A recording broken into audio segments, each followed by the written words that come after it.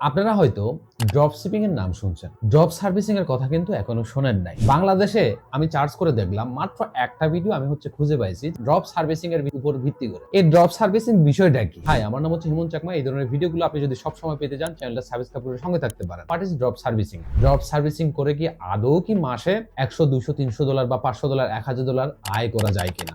Drop servicing বিষয়টা বোঝার আগে আমাদেরকে একটা জিনিস আগে বুঝতে হবে, সেটা হলো ড্রপ শিপিং সংজ্ঞাটা কি। অ্যাজ ইউজুয়াল এই সংজ্ঞাটা সবাই জানেন যে, মনে করেন আমি একটা অনলাইনে দোকান দেব, আমি একজনের কাছ থেকে প্রোডাক্ট কিনে আনবো এবং একজনের কাছে সেল করব। তাহলে আমার প্লাস পয়েন্টটা হচ্ছে আমার একটা ওয়েবসাইট আছে, এই ওয়েবসাইটের ভিতরে আমি প্রোডাক্ট আপলোড করব, আমার কোনো প্রোডাক্ট স্টক নাই। ওয়েবসাইটটা বানানোর পর আমি কাস্টমার খুঁজবো, কাস্টমার যখন আমার ওয়েবসাইটে অর্ডার করবে, এই অর্ডারের লিস্টটা আমি একজনকে পাঠাবো, ওই কি করবে প্রোডাক্টটা তার পাঠিয়ে দিচ্ছি। মানে এখানে আপনার কোনো প্রোডাক্ট আপনি হাতে ধরতেছেন, ঠিক আছে? এটাই মূলত ড্রপ শিপিং। আর ড্রপ শিপিং এর ক্ষেত্রে আপনার এটা কোনো ক্যামেরা হতে পারে, এটা কোনো মোবাইল হতে পারে, কোনো ড্রেস হতে পারে, কোনো বেবি আইটেম হতে পারে। মানে এটা ফিজিক্যাল প্রোডাক্ট। ফিজিক্যাল প্রোডাক্ট যদি আপনি সেটা সেল করেন, সেটা হলো আপনার ড্রপ শিপিং।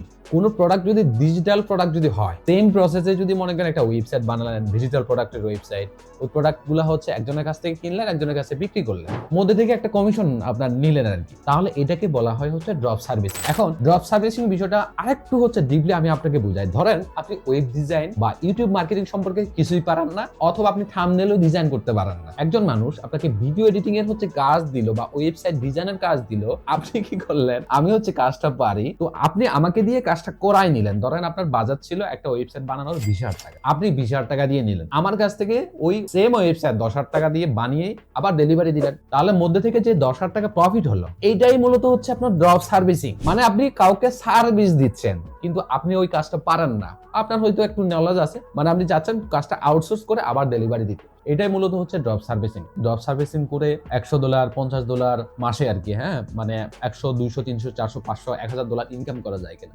সত্যি বলতে আপনি যদি আমাকে জিজ্ঞেস করেন যে আসলে এই কথাটার উত্তর কি হয়, আপনি যদি আমার থেকে উত্তরটা জানতে চান, আমি বলবো যে হ্যাঁ, আমি পার্সোনালি আপনার প্রতি মাসে আপনার যদি সত্যিকার অর্থেই আমি আপনাকে বলি, $200, 300, $400 এমনিতেই আপনার ইনকাম করতে পারি।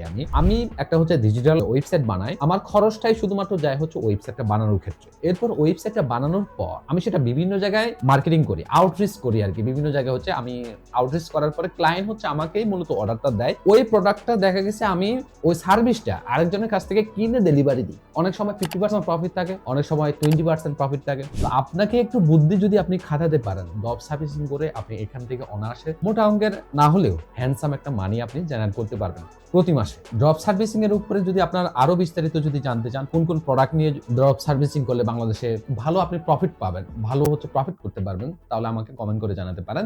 এইটার উপরে বিস্তারিত ভিডিও বানিয়ে দেওয়ার ট্রাই করব।